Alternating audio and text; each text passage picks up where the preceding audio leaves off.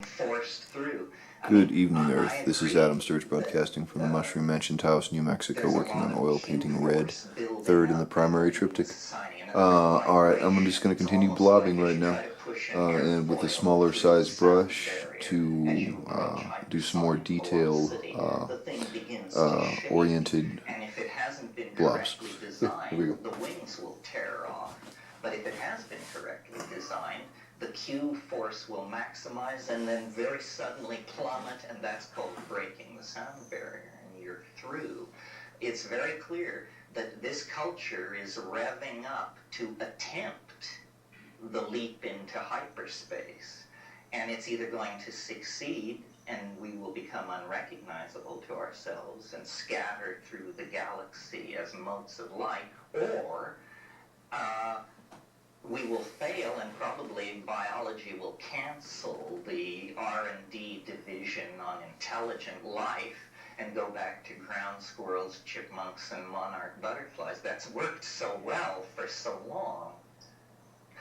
Yeah. I understand a little bit the physics idea of, matter seeking some sort of organization and then seeking a disorganization, kind of the back and forth ebb and flow, and makes me wonder about computers and the internet and the World Wide Web, how now we're trying to structure ourselves in something that seems to be going against the human grain. And but why do you think it goes against the human grain? Well, it's artificial. Well, we invented artificiality. I mean, I don't disagree with you. Somebody pointed something out to me recently that I find very interesting. They pointed out that in a cubic inch of forest soil, there's about 11,000 miles of mycelial wiring. Now we're building something called the internet and furiously laying copper and fiber optic everywhere, and soon it will go wireless. I think that this net that we're building is not the most artificial construction ever conceived. It's a simulacrum of nature. It is what it is. Nature is the original internet. I mean, nature is some kind of interconnected, communicating, data routing, self-regulating, non-equilibrium system. And as we go nanotech, as we descend to the molecular level, our teachers are going to be plants, viruses, bacteria. They know how to do it down there, and we don't. And I think that the artificial phase of technology is simply that, a phase. Remember in Arthur C. Clarke's book, The City of and the Stars, the central dictum of that society, and it had been a rule followed for 1,000,000 years, was no machine shall have any moving part. And that's coming, and those are machines we can barely imagine, and they will be, smaller than a gnat's eyelash. So the artificial natural thing seems to me a synthetic dualism. In fact, all dualisms are synthetic, because at least in my book, there is some kind of Neoplatonic one that lies behind all the lesser understandings that give us category. Well, I think, what nature teaches and what life teaches is that worry is preposterous. Worry is a form of egomania, because in order to worry, you have to assume you understand the situation. What are the odds that you actually do understand the situation? Very low, I would think, and the more abstract the worry, I'm worrying about, Ratko Mladic, and he's running around free over there in a country I've never seen. Now, is this a sane thing for me to be worrying about? I don't think so. Worry is preposterous, and how I've understood that is I'm not a fatalist or a predestination person. Predestination is preposterous, because if the world is absolutely predestined, then you think what you think because you couldn't think anything else. That makes the quest for truth somewhat pointless. In order for there to be truth, there has to be error. Otherwise, how would we know truth? So, well, it's probably enough on that. Yeah. I think maybe the last couple of comments and then my own are positing a third way, which is not the technique of these ascetic practices in religion or even psychedelics, but more a way of being in which one is open and receptive to the incredible patterns that exist within life and within wilderness. And, who's the craziest cat? The shamans who don't need psychedelics are able to contact that. And my own experience in providing a very safe experience for myself alone, a great deal of solitude in the wilderness, is that things happen which are absolutely magical. And it seems to come out of my willingness to play and to imagine and to love the things in my environment. And that's a little bit of what you're talking about with your experience. And I would like that to be considered as a viable way of achieving the unity and the love of these of life. Well, the key thing, I think, in what you said was to be open and aware. You can go to the wilderness, and it's harder for some people than others. It is not dinner time. But psychedelics certainly make it easier. I mean, I've sat. It makes it simply, like with LSD in wilderness. What I found is it simply makes it possible to sit still an unearthly amount of time, and that's all you have to do for it all to go on. As soon as you disappear into the landscape, then stuff begins to happen. I mean, amazing things go on. I sat once on a beach in Asia, stoned on LSD, and a little crab that came along and cleaned my fingernails. Every one of them. It just moved from fingernail to fingernail, and it had this little claw, and it etched them out, and it took a long time, and I was just like this, and it would climb down one finger, go out to the other one, finish, go down here, and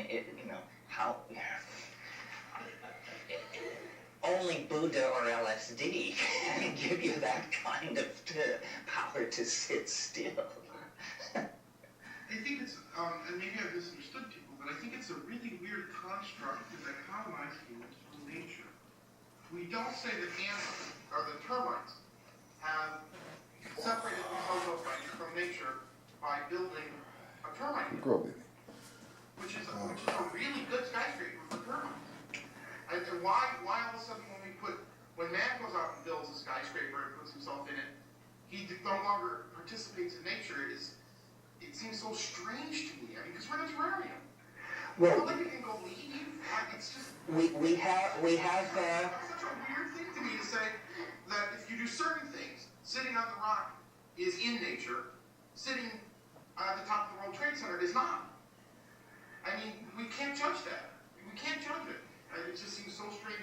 Well, there's a categorical difference that people sense but can't always articulate. And what it is nature is a genetic machine of some sort. Everything is under the control of genes, except that when you get to human beings, there are these things called epigenetic behaviors. In other words, how you make a Chevrolet is not written into the DNA of human beings.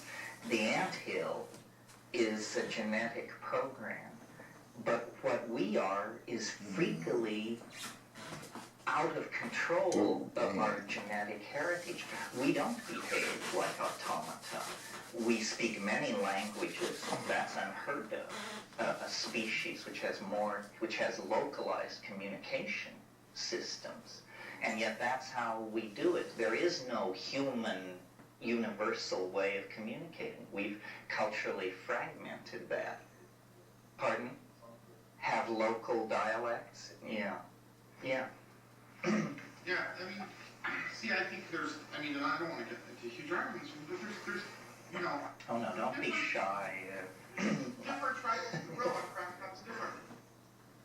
Okay? I mean, it's not just a human characteristic. There are some that use a rock and a log. You put the nut in the log and you crack it. And there are other gorillas that can't crack nuts. And there are other gorillas. I mean, just because something is epigenetic does not mean it's a part of nature.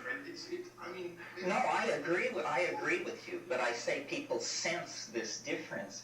It would be quite astonishing if there were no epigenetic behavior outside of human beings. That would indicate it was some kind of descent from above. But I think when nature is fully understood, there will be no dramatic transitions.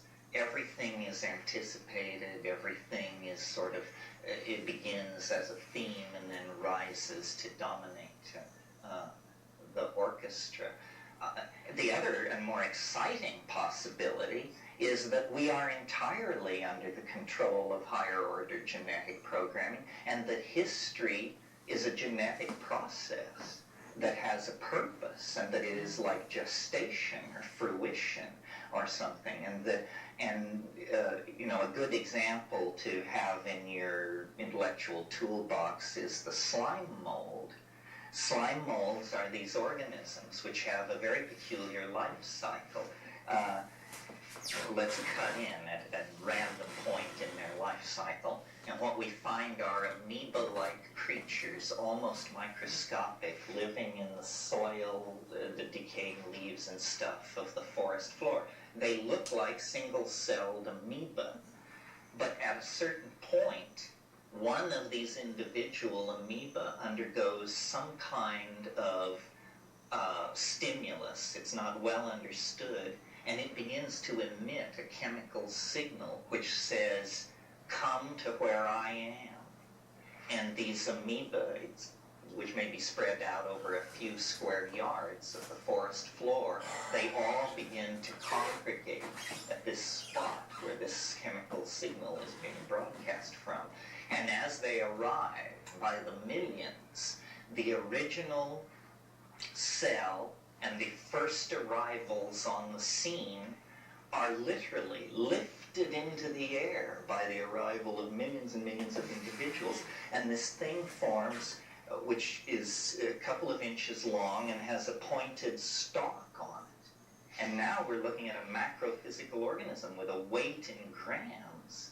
And it then sporulates and bursts, and these spores spread out through the air and descend to the forest floor and become these free-living amoeboid things, and the whole cycle starts over again. So what is this? Is this an animal that is dissolved into its cells at one stage of its existence? Or is it millions of animals that at one stage of their existence aggregate together to form something roughly analogous to a human city? I prefer the former explanation. It seems to me that, and we are like that, and history could well be a process like that. Something is torn loose in our species having to do with information. To advertise for a paint company, but this mead we literally have paint a is quite symbiotic good. relationship with The pure oil paint. word. It's got a And Western civilization long-lasting dry time if you use it raw without any mediums, in the beginning and was it's the very word, and the blendable word and is has good made opacity, flesh. So and we're like all around the it's carriers decent, of this very strange decent, relationship and quite a bit to cheaper than a Grumbacher logos, and a few others. a kind of mind that doesn't seem to For be any made artists of out there matter, who but are that seems using to oil paint. permeate this planet. But that might be about as much time as we have on this clip, huh? No. I'll probably have to take another session though to do the shadows on this one. But I'm going to run this out with small blobs for the moment, and then we'll do a second take for So shadows. forth and so on. And some societies call it God, and some call it Gaia, and some call it illusion. But all societies are aware of it as a potential experience. I think history has a purpose, and that the obvious no way backness of it indicates that it is some kind of process that is it is designed. It is not a random walk. It's not the accumulation of endless blunders. It actually has a purpose and an intent, and it's a style. And when it is fulfilled, it will be replaced by something else.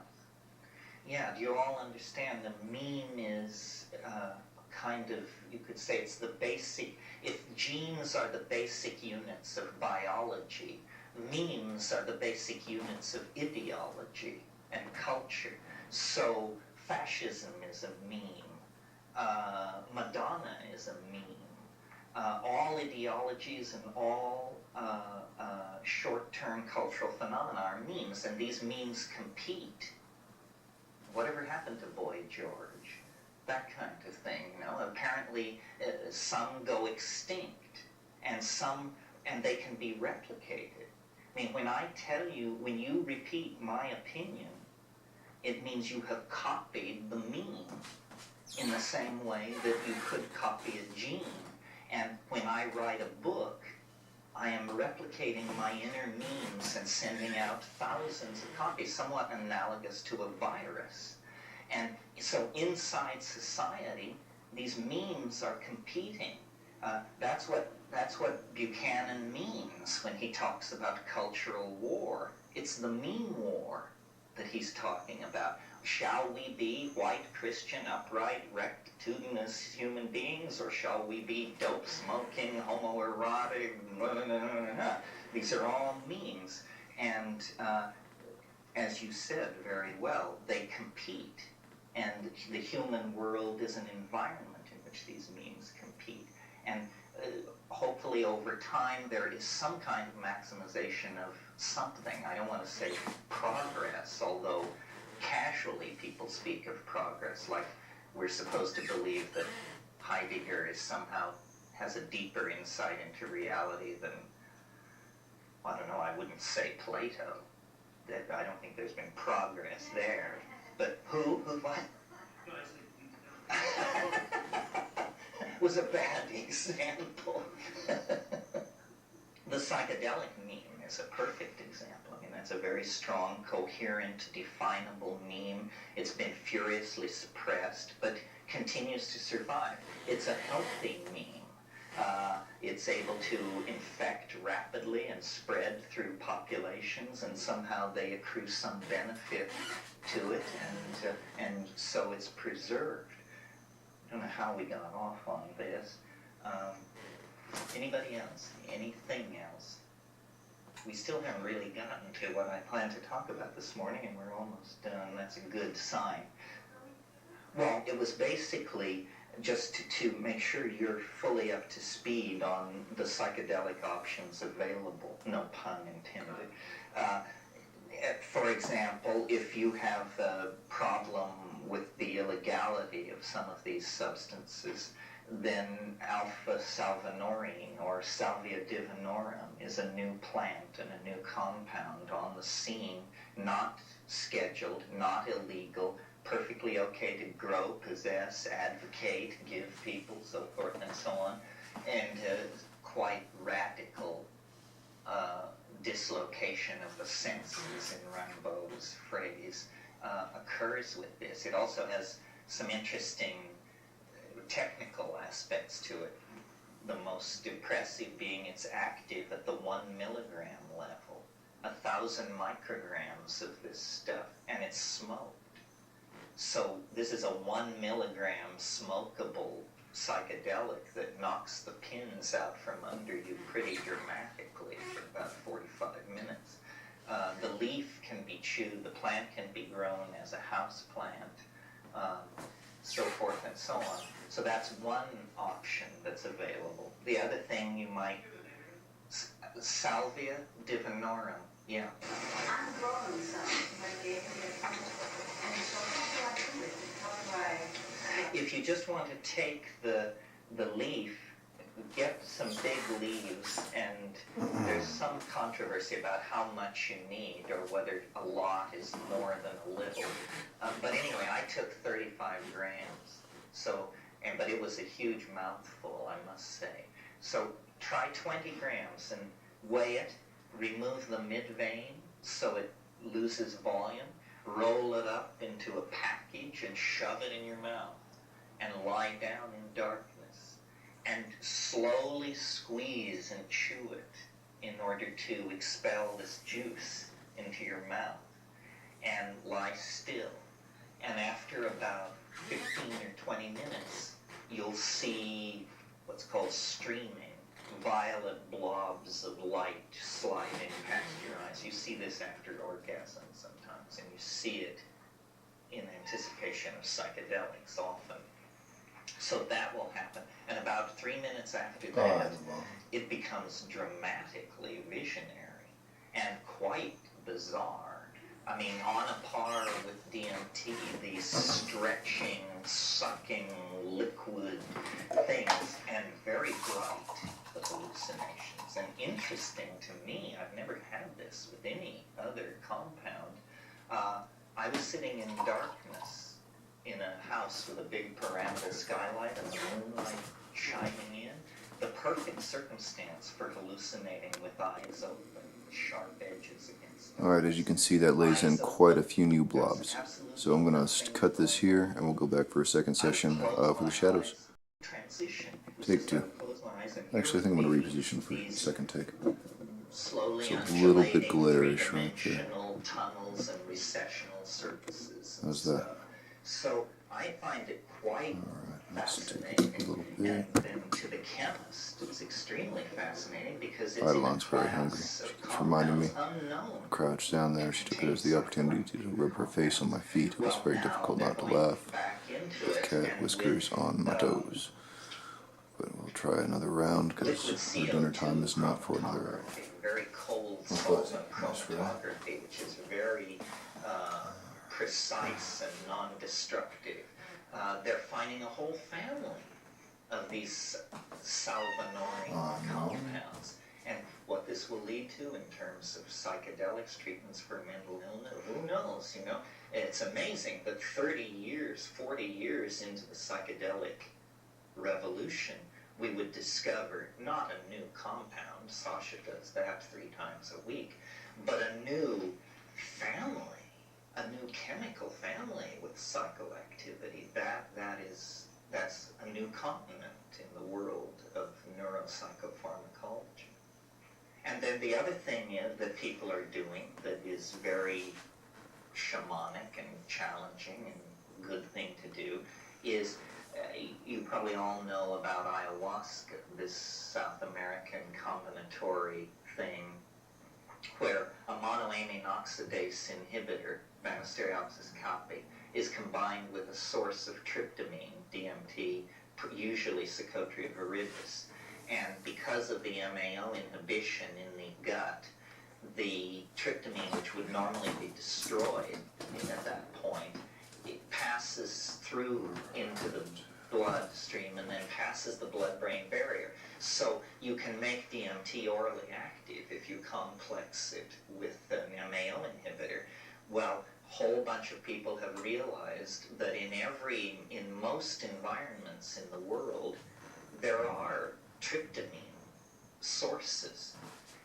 And so if you could combine them with an MAO inhibitor, you could create local variants on Amazonian ayahuasca.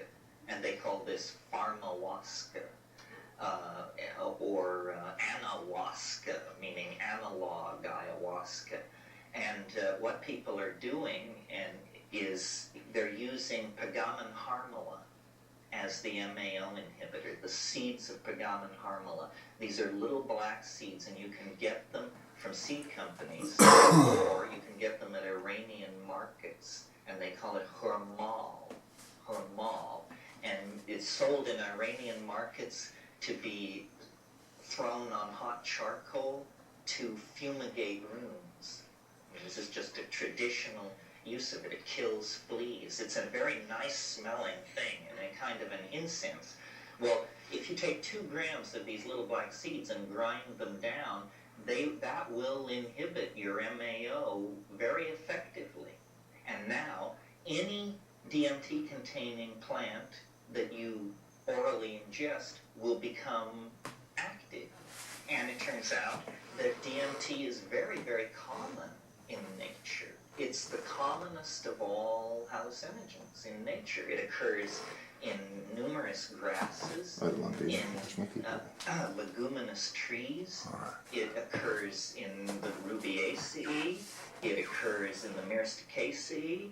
On and on. Huge families implicated in this. It even occurs in certain species of fish. It occurs in human metabolism. This is interesting. A Schedule 1 drug that you are carrying around in your body, every man, woman, and child on this planet. Kind of the ultimate catch-22. Everybody is breaking the law. You must have realized that anyway. These things can be complex together. Now, some of the DMT sources that you might want to be aware of are phalaris grasses. These are prairie grasses, and some of these strains are pretty stiff. Red turkey is a strain of Phalaris arundinaceae that is pretty potent. There's a plant called Desmanthus illinoisensis, the Illinois bundleweed, which apparently was not used by the North American Indians. It's only been about 4 years that it has been discovered that the root bark of this plant is intensely contains DMT. And wildcrafters are now collecting it, and you can buy that plant. If you go to Mexico, there's a material sold in Mexican pharmacies called tepescovite, which is the root bark of Mimosa hostiles, the same plant implicated in Brazil in a cult of a drug called vino de jarema.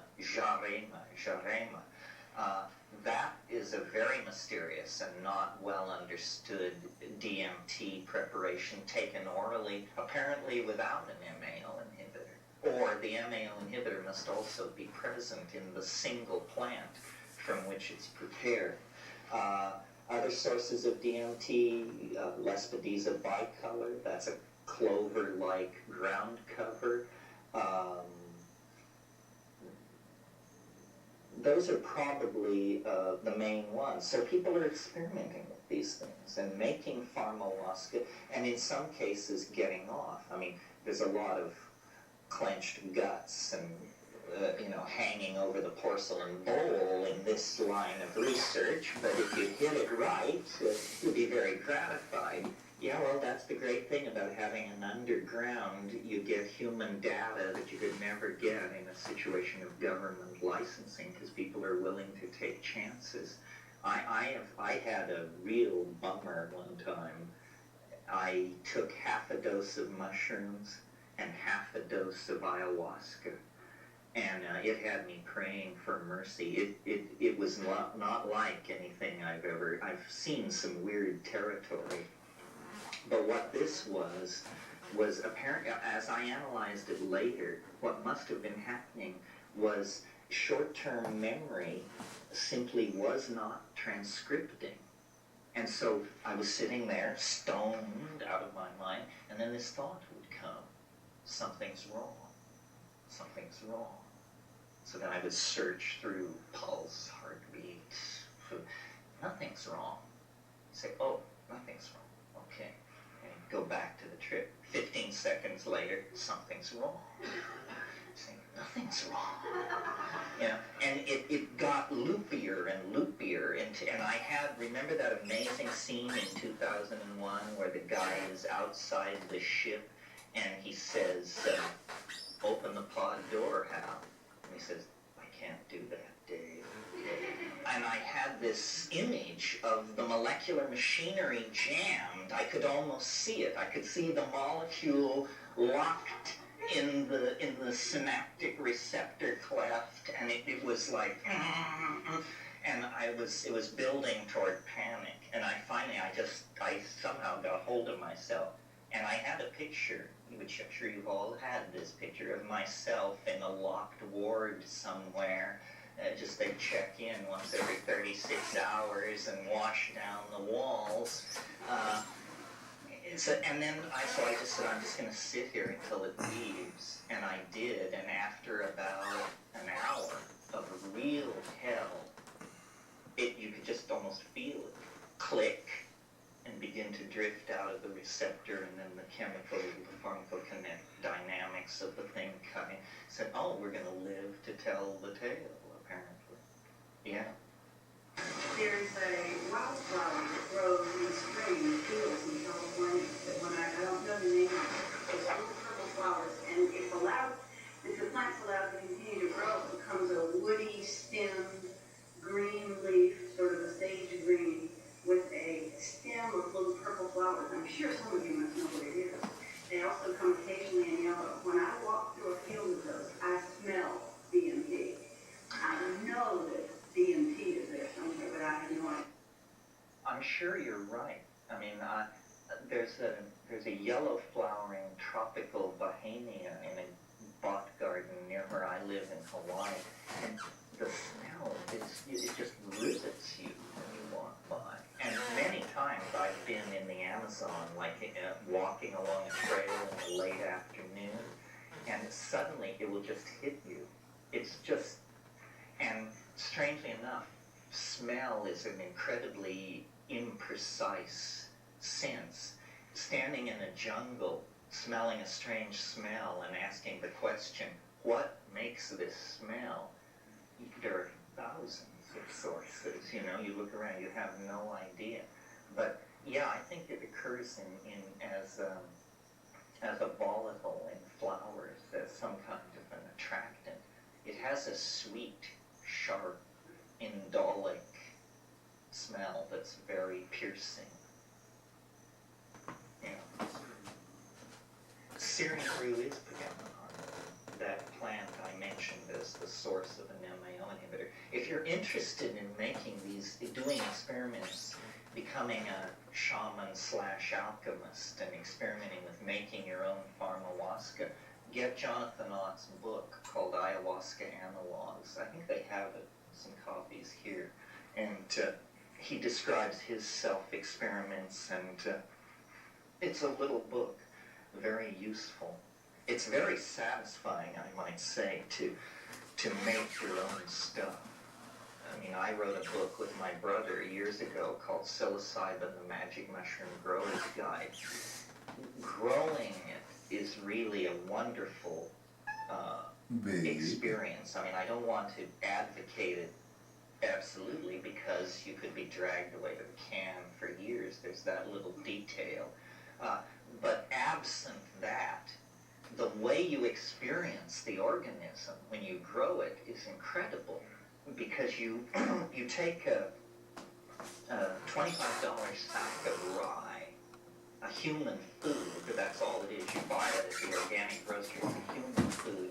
You take it home, you have this snowy white mycelium. It's as pure, it's a symbol of purity, its whiteness, and it will convert it 12% dry weight into Tanonakato, the flesh of the gods, the doorway into the mysterium. And so it gets you out of the cycle of criminal syndicalism that inevitably accrues to fancy dope dealing. You have produced it. You know every stage of its unfoldment, and you have a very strong relationship with it. The other thing is, growing mushrooms teaches all kinds of virtues which serve you very well while tripping. Virtues like constancy, attention to detail, patience, so forth and so on. So if you're wondering if you should take mushrooms and you're really in a dilemma about it, grow them. If you can grow them, you can take them. I mean, that is the certain entry into it. And of course, there's a certain mystical faith that we who grow are somehow more deeply in the service of this thing than those who simply trip. That's probably bullshit, but it keeps us at the knife and the flame. Well, when you see a large mushroom project go into fruiting, it's awesome. It's awesome. The power of this thing, what a workhorse this organism is.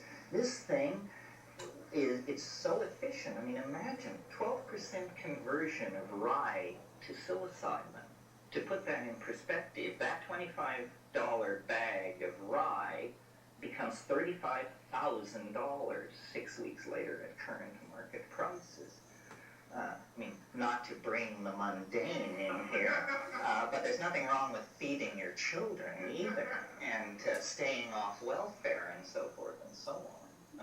Did you want to say something? Did you want to say? No. How much irritation do you have from the government because of the public stand and you're easily identified and all that? Okay. Well, now this will be a hard swallow for all of us, because the great fate of our culture is that paranoia is never inappropriate. None. Ever. I don't know what that means. I'm paranoid enough to assume it must mean I work for them. How else could that be possible? The other possibility is that they are even stupider than we suppose. I mean, I used to say, I just use big words, that's all. They don't clock that. It never appears on their screen. Another possibility, which is equally humbling to all of us, is that this isn't worth bothering with. Some freewheeling Irish bullshit artist and his docile flock. Who cares, I sort of have the idea that there's something called the 5% rule, and it's that you can believe anything, advocate anything, practice anything, and as long as you don't gain adherence of greater than 5% of the population, you do not become a budgetary item for repression unless you start gassing subway stations or murdering judges or something. And then of course you have to be dealt with. But it's a fact that, I worked with paramedics for 5-6 years, and you get Tylenol overdoses, and the sad thing about it is most people are using private health, so it's just Tylenol. They'll be able to do something. Scary stuff. Lots of Prozac admissions. That's interesting. Well, Prozac is a very peculiar drug in the sense that it never seems to work the same way twice. I'm not sure. I think timing is very important with Prozac. I really think Prozac hasn't been understood. It's being used to treat depression. I think what it is it's the magic bullet for, what is it called? Seasonal light deficit syndrome.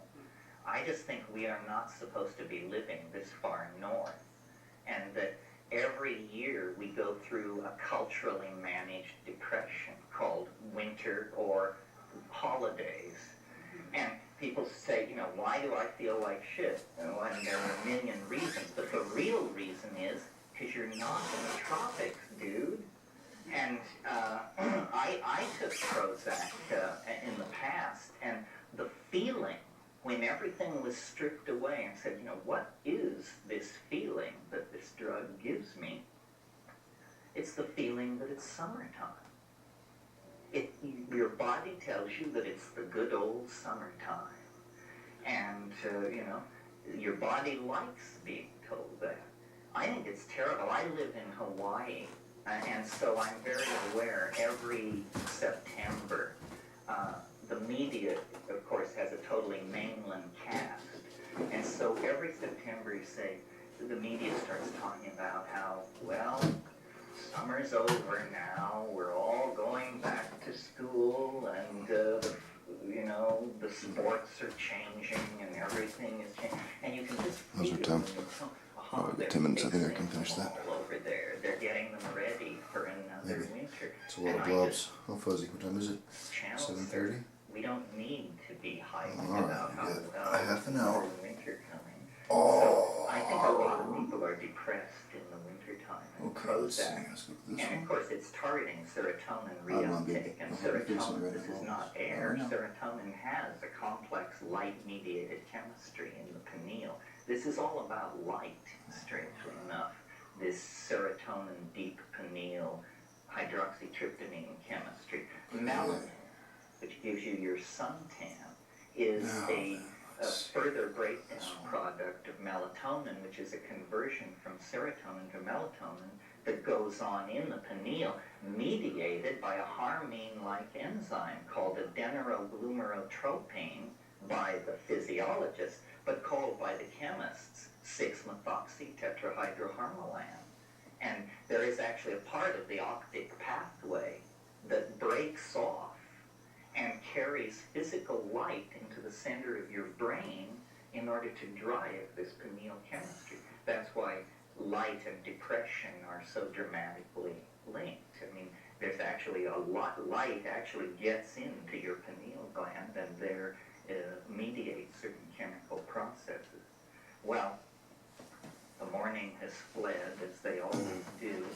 Enjoy your afternoon. We'll be back here at 4, and if you don't like the way this is going, come armed with questions and agendas. Thank you. That's what you wanted to talk about there. So I hope you're enjoying Esalen and making good use of your time one way or another. This evening we'll talk about the time wave. I see the computer is in the room, so assuming we can get it up and running, we'll talk about that. Before I get started this afternoon, I want to give you my URL so that you can find the website. The website is really my substitute for myself, and I'm trying to make it more interesting than I am by far. And I've only been at it a year, but it's already up over 15 megabytes and growing. And the idea is that if I have some enthusiasm, I put it on the website, and then even though my interests may wander elsewhere, and I no longer care about reform in the Seychelles or something else, it's there in its pristine form, spell checked, illustrated, hair combed. That's the way we want to be seen. So, and there are many, many pointers to everything from developments in AI to pharmacology to nasty pictures, because it's a huge website. So if some part of what is touched on here, physics, mathematics, chemistry, sociology, you want to follow up, go to the website and there will be a button there for you. So just take one of these and hand it around, and that'll probably do it for the whole group. Do you all understand what a URL is? Exactly. Well, but at least you know. It's the address, as it were, of the website on the internet, on the World Wide Web. Guys, really alive? You'll talk to me? Wow. I mean, because you imagine people who write books reside in some seventh heaven, inaccessible by normal human beings. Well, it's inundated with too much stuff to bother with, with a question about, you're right, it's great stuff. Yeah, well, it's nice to get questions. To put the greatness of writers in perspective, I'll tell you a story about the last time I dealt with my publisher at Bantam in New York. Sitting across from those people above the 50th floor, how I come off to them is, well, now let's see, Mr. McKenna, we have current sales figures in front of us. You're kind of a 60,000 copy kind of guy, aren't you? And frankly, Mr. McKenna, around here that really butters no bread. We're interested in the million-plus seller. We can carry people like you, of course, given that we have substantial successes in other fields. But and on like that. To which I replied, so I guess you're not taking me to dinner at Elaine's, which was true. Not even tea. Well, is there anything out of this morning that anybody wants to take up? Yeah, I had a question. You were talking about growing psilocybin or growing mushrooms, and it just kind of sparked something in me. Do you have a connection with the data realms, the nature spirits? Is that something that comes up for you in this work? Well, I don't know. Is a self-transforming alpha machine a deva? This is a phrase that has been associated with me for many, many years. I encounter self-transforming alpha machines, which are creatures, entities, perhaps, although they're not made out of matter. They're made out of, as nearly as I can figure it out, they're made out of syntax driving light. But if what your question addresses is the issue of entities on the other side, there are definitely entities on the other side for me, and there seem to be such for Time for the last many, blob? many other people. Yeah, barely. I'm Not not about to any, pop her head off. by any standard I'd line the sensitive. cat. So if I Not get quite dinner time, Bubble, and we got one more blob to blob. then they are substantial and capable of defending themselves. It's one of the most challenging parts of the whole psychedelic landscape, because most people can accept the idea of disordered sensory input, recovery of traumatic memory material, so forth and so on. But what are we to do with an elf? You know, that becomes a little harder to contextualize in psychoanalytic theory, although Jung did a good job when he said autonomous elements can escape from the psyche's control and present themselves as independent entities. I'm not sure he's ever seen a self-transforming elf machine. Are those David entities? Do you think? Yeah, I don't have any hallucinogenic experience myself. Alright, so that gets the figure pretty thoroughly blobbed in. He's definitely more evident in the swirling things there. And that may complete the initial composition of the shapes of the blobs. And I'll proceed with detail from here. Or I might do another session of small blobs, very small. I'll debate about that, and we'll see what happens next time. That's Adam Sturch broadcasting from the Mushroom Mansion House, New Mexico, working on oil painting red. Thank you for watching, and have a good night, Earth. By the hundreds, they jump into your Uh-oh, body. focus. They jump out of your body. There we go. And I thought